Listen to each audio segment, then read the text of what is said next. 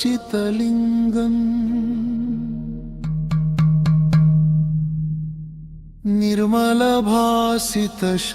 निर्मलभासितशोभितलिङ्गम्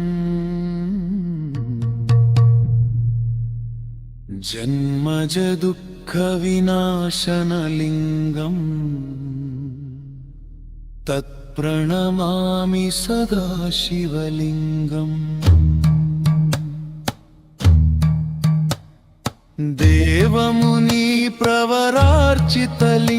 देवमुनिप्रवरार्चितलिङ्गम् कामदहनकरुणाकरलिङ्गम्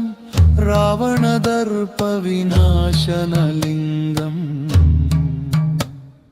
तत्प्रणमामि सदा शिवलिङ्गम्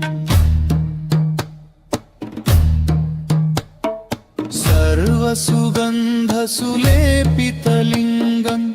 बुद्धिविवर्धनकारणलिङ्गम् सिद्धसुरासुरवन्दितलिङ्गम् तत्प्रणमामि सदा शिवलिङ्गम्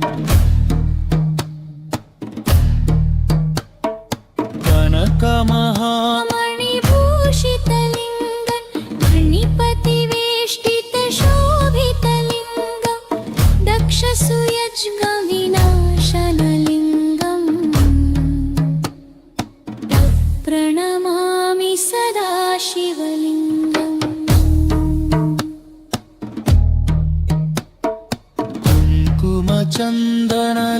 कुङ्कुमचन्दनलेपितलिङ्गम्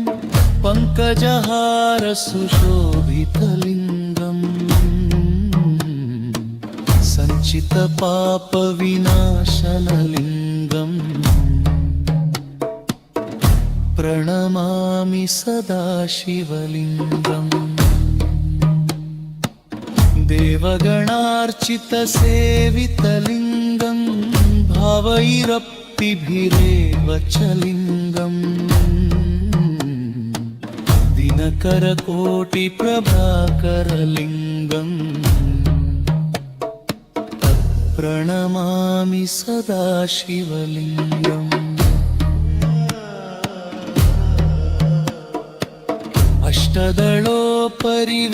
अष्टदलोपरिवेष्टितलिङ्गम् सर्वसमुद्भवकारणलिङ्गम् अष्टदरिद्रविनाशनलिङ्गम् प्रणमामि सदा शिवलिङ्गम्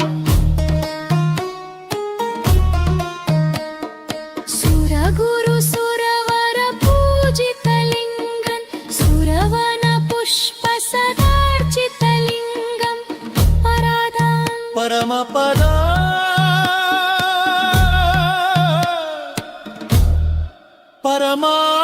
परमात्मकलिङ्गम् तत्प्रणमामि सदा शिवलिङ्गम् लिङ्गाष्टकमिदं पुण्यः पथे शिव सन्निधौ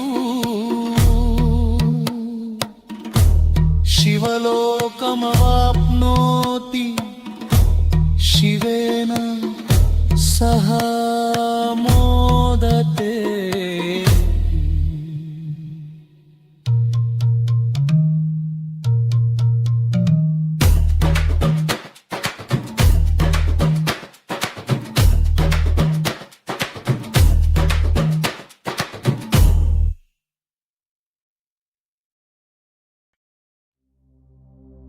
शिवोऽहं शिवोऽहं शिवोऽहं शिवोऽहं शिवोऽहं शिवोऽहं शिवोऽहं शिवोऽहं मनोबुद्ध्यहङ्काराच्चित्तानि नाहं न च श्रोत्रजिह्वे न च घ्राणनेत्रे न च व्योमभूमिर्न तेजो न वायुः चिदानन्दरूपः शिवोऽहं शिवोऽहं शिवोऽहं शिवोऽहं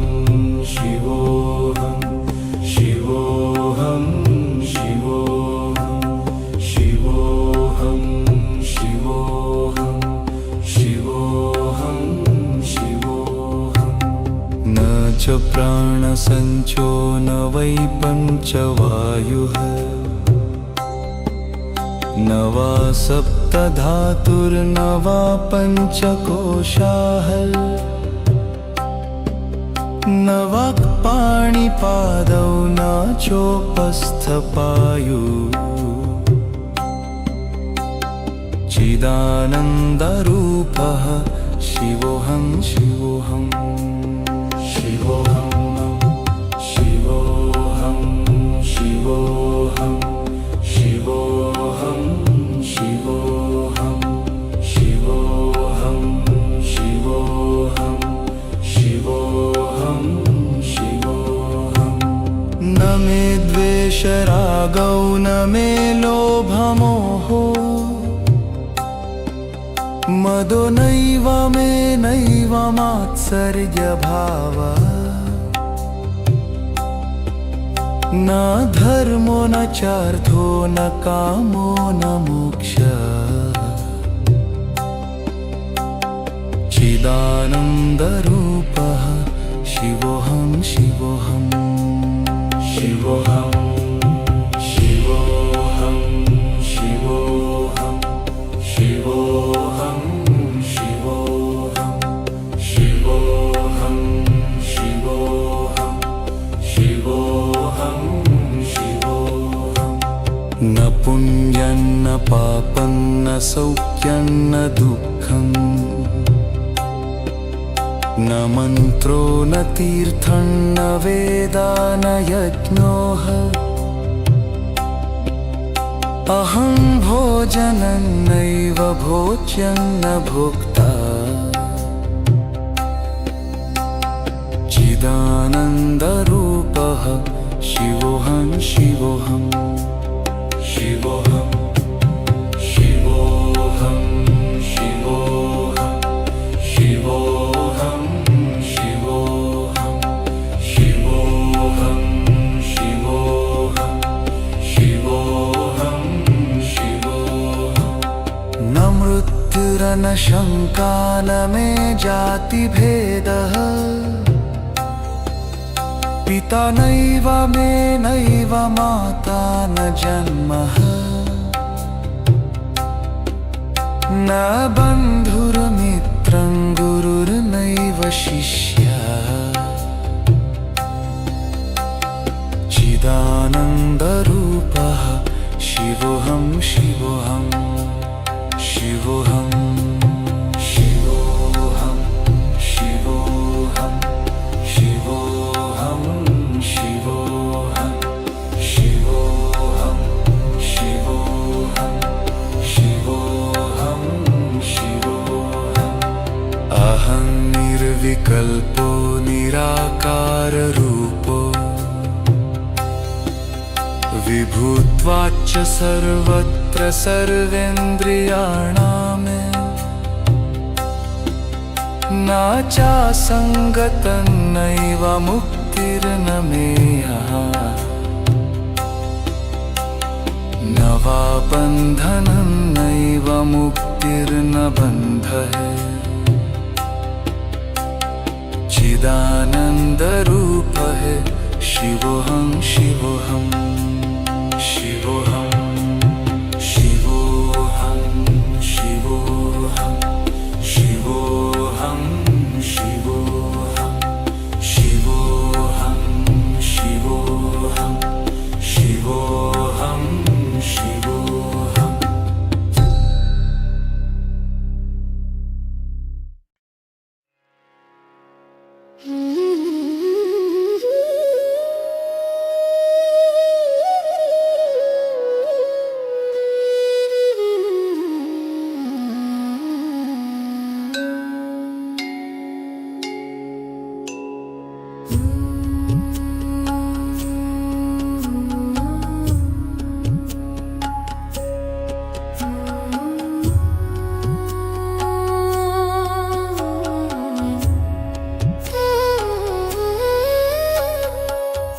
त्रिदलं त्रिगुणाकारं त्रिनेत्रं क्षत्रियायुधं त्रिजन्म पापसंहारं ये एकबिल्वं शिवार्पणम्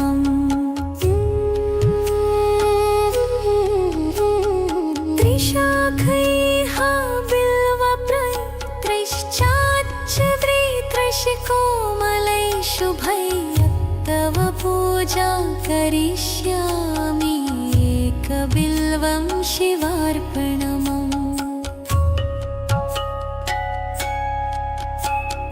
कोटिकन्या महादानं तिलपर्वतकोटयः काञ्चनं शैलदानेन एकबिल्वं शिवार्पणम्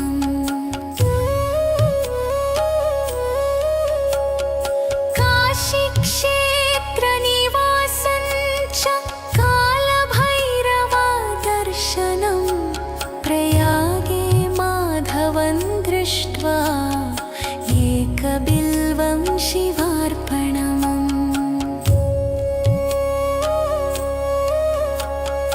इन्दुवारे व्रतं स्थित्वा निराहारो महेश्वरा नक्तं हौष्यामि देवेश एकबिल्वं शिवार्पणम्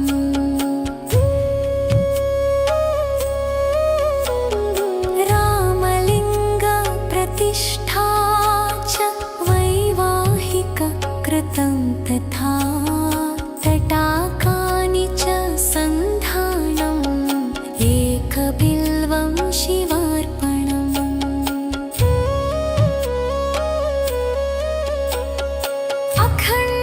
अखण्डबिल्वपत्रं च आयुतं शिवपूजनं कृतं नाम सहस्रेण एकबिल्वं शिवार्पणम्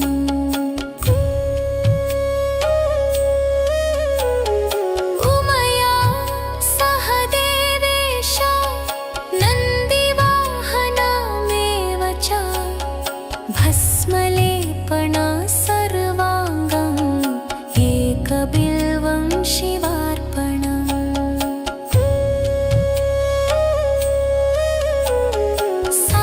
सालग्रामेषु विप्राणां तटाकन्दशकोपयोः यज्ञकोटिसहस्रस्य एकबिल्वं शिवार्पणम्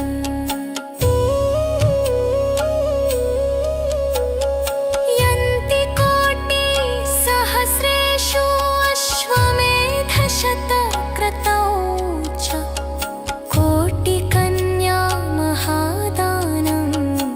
एकबिल्वं शिवार्पणम्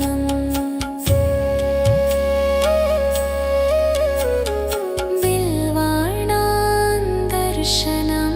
पुण्यं स्पर्शनं पापनाशनम् अघोरपापसंहारम् एकबिल्वं शिवार्पणम्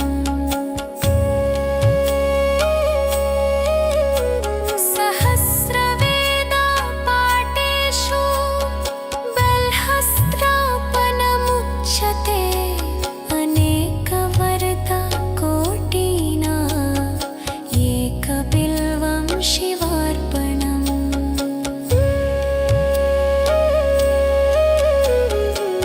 अन्नदानं सहस्रेषु सहस्रोपनयनं तथा अनेकजन्मपापानि एकबिल्वं शिवार्पणम्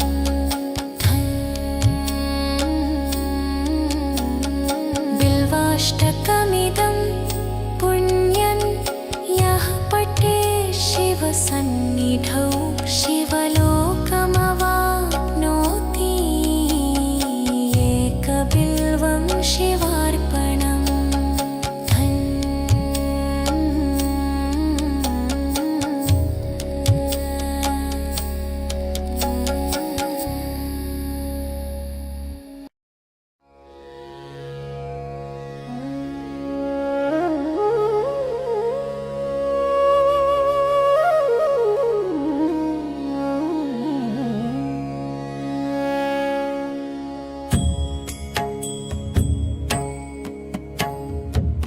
त्रिदलं त्रिगुणाकारं त्रिनेत्रं चक्रियायुधम् त्रिजन्मपापसंहारं एकबिल्वं शिवार्पितम् एकबिल्वं शिवार्पितम् एकबिल्वं शिवार्पितम् त्रिशाखैः बिल्वपत्रैश्च अच्छिद्रैः कोमलैः शुभैः तव पूजां करिष्यामि एकबिल्वं शिवार्पितम् एकबिल्वं शिवार्पितम् एकबिल्वं शिवार्पितम्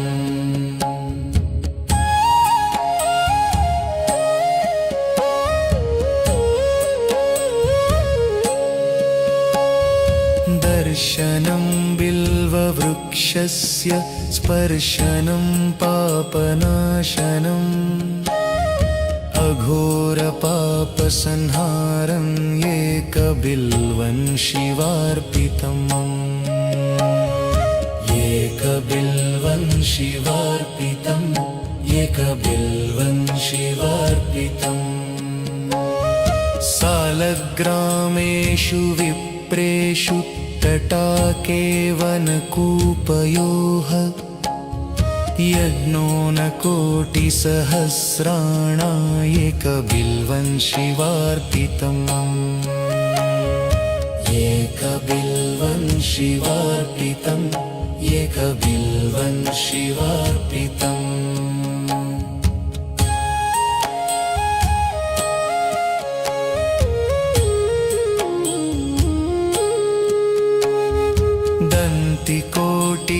दन्तिकोटिसहस्रेषु अश्वमेधशतानि च कोटिकन्याप्रदानेन एकबिल्वं शिवार्पितम्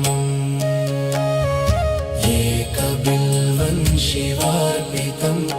एकबिल्वं शिवार्पितम् एकञ्च बिल्वपत्रैश्च कोटियज्ञो फलं लभेत् महादेवैश्च पूजार्थम् एकबिल्वं शिवार्पितम् एकबिल्वं शिवार्पितम् एकबिल्वं शिवार्पितम्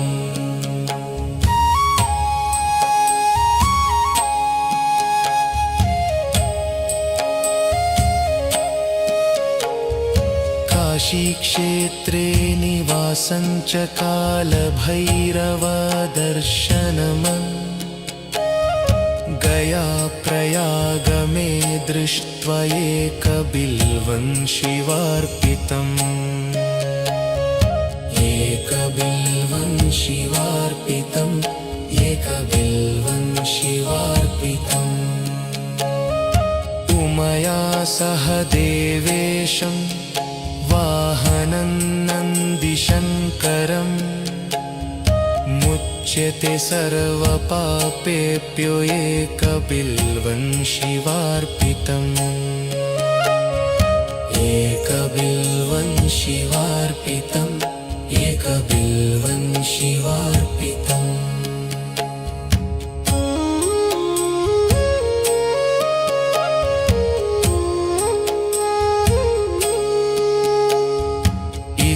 श्रीबिल्वाष्टकम् एकबिल्वं शिवार्पितम् इति श्रीबिल्वाष्टकम् एकबिल्वं शिवार्पितम् इति श्रीबिल्वाष्टकम् एकबिल्वं शिवार्पितम्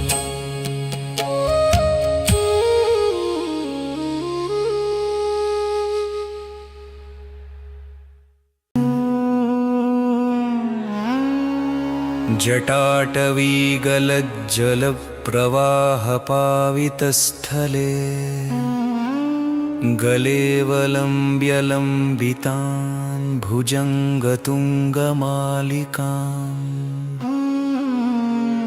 डमड्डमड्डमड्डमन्निनादवड्डमर्वयम् चकार चण्डताण्डवं तनोतु नः शिवः शिवम्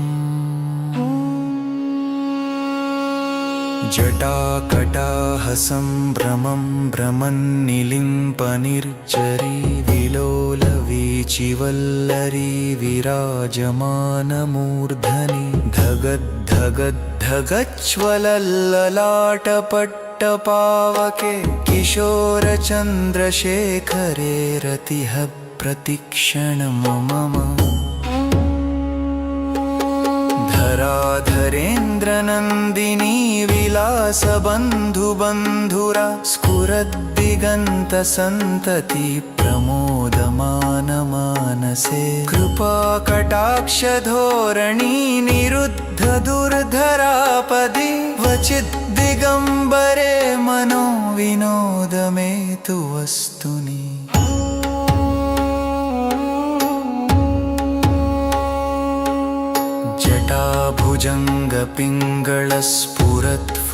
जटाभुजङ्गपिङ्गळस्फुरत्फणामणिप्रभा कदम्बकुङ्कुमद्रवप्रलिप्तदिग्वधूमुखे मदान्धसिन्धुरस्फुरत्वगुत्तरीयमेदुरे मनो विनोदमद्भुतं बिभर्तु भूतभर्तरि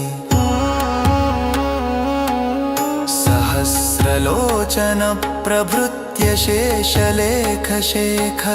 प्रसूनधूलिधोरणी विधूसरान्द्रिपीठभूभुजङ्गराजमालया निबद्धजाटजूटका श्रियै चिराय जायताञ्चकोरबन्धुशेखरः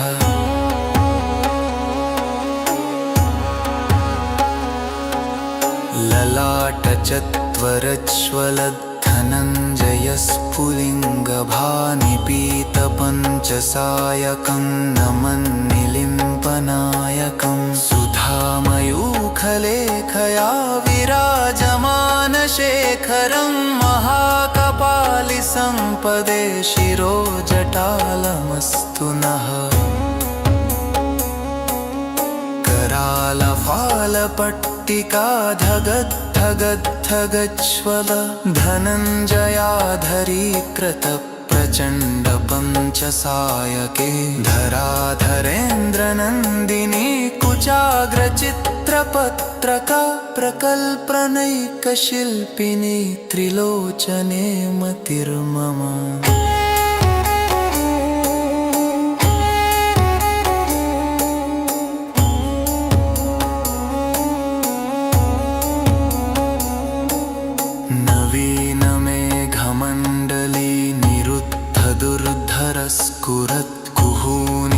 स्फुरत्कुहूनिशीथिनीतमः प्रबन्धबन्धुकन्धरः निलिम्पनिर्झरीधरस्तनोतु कृत्तिसिन्धुरः फडानिधानबन्धुरः श्रियं जगद्धुरन्धरः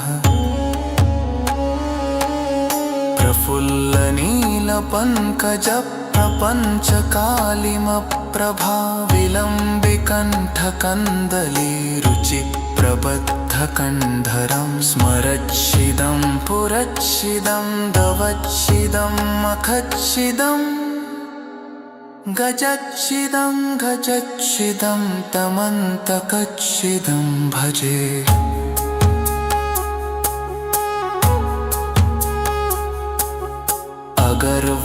अगर्वसर्वमङ्गला कला कदम्बमञ्जरी रसप्रवाहमाधुरी विजृम्भणा मधुव्रतं स्मरान्तकं पुरान्तकं भवान्तकं मखान्तकं गजान्तकान्धकान्तकं धमन्तकान्तकं भजे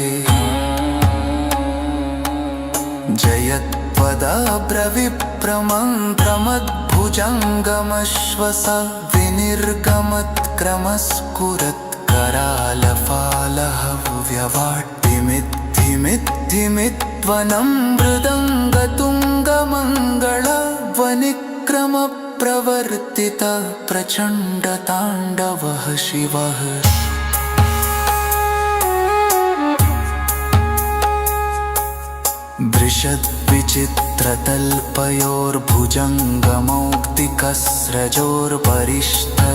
वृषद्विचित्रतल्पयोर्भुजङ्गमौक्तिकस्रजोर्परिष्ठरत्नलूष्ट्रयोः विपच्छपच्छयोर्कृष्णारविन्दचक्षुषोः कजावहि महेन्द्रयोः समङ्कमर्तयन् मनः कदा सदा शुभं भजे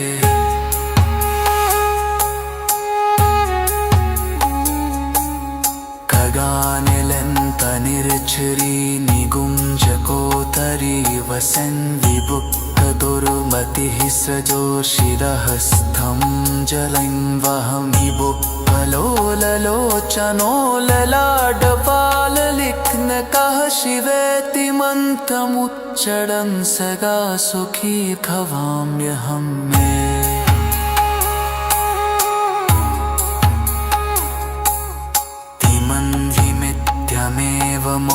प्रमुद्रमुद्गमं स्तवं पठन् स्मरं ब्रुवन्नरो विशुपिनेऽपि सन्ततं हरे पुरो सुधत्तिमासु यागिनान्यथा गतिम् इमोहनं हृदयहीनाञ्चिषं कुरुस्स चिन्तनम्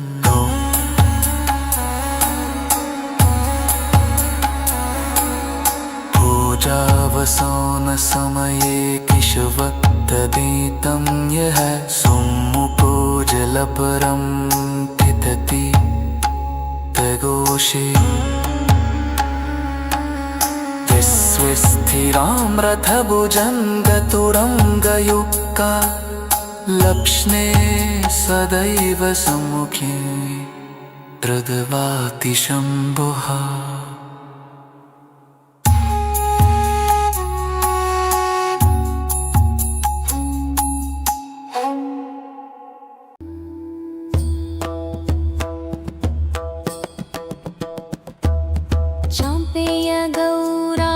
शरीरकायै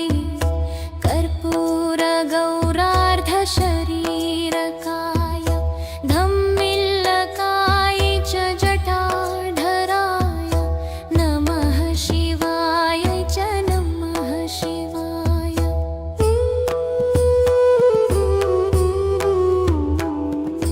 कस्तूरिका कुङ्कुमचर्चितायै चितारजकुं विचर्चिताय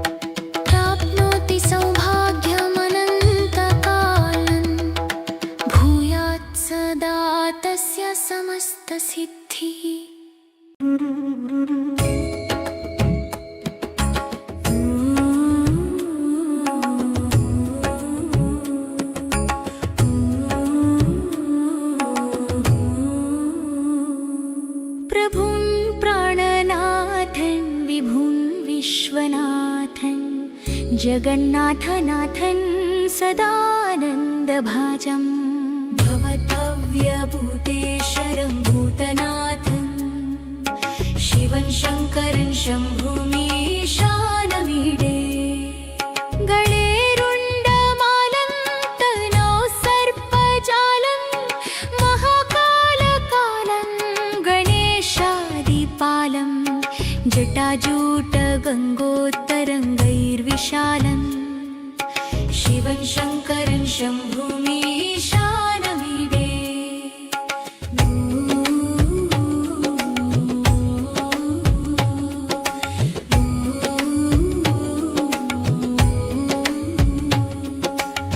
मुदामाकरं मण्डनमण्डयन्तं महामण्डलं भस्माभूषाधरन्तम् अनादिं ह्यपारन् महामोहमारन् शिवं शङ्करं शम्भुमीशानमीडे वटाधोनिवासं महाट्टाट्टहसं महापापनाशं सदा सुप्रकाशं गिरीशं गणेशं सुरेशं महेशं शिवं शङ्करं शम्भुमीशानमीडे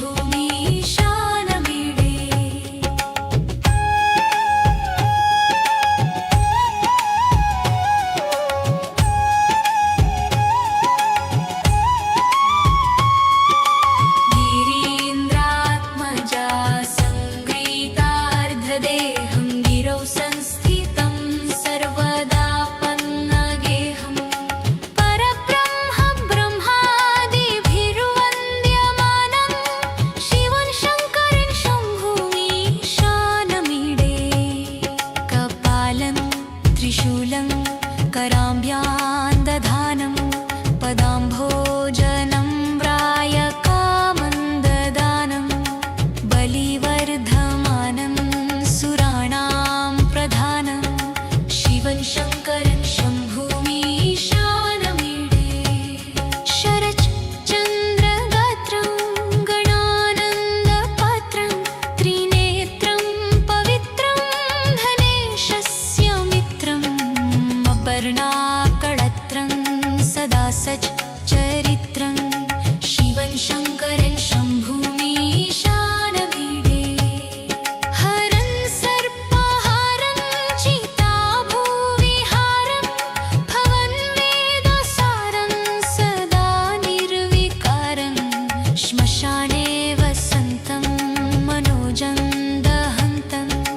शिवं शङ्करं शम्भुमीशानमीडे स्वयंजस्प्रभाते नरशूलपाणे पठेत् स्तोत्ररत्नविह प्राप्य रत्नं सुपुत्रं सुधान्यं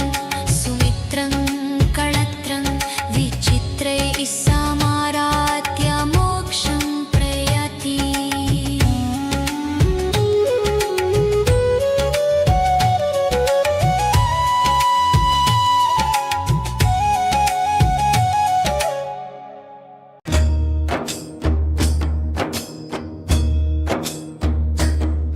हे जगदीश्वर हे रुद्र महाकाल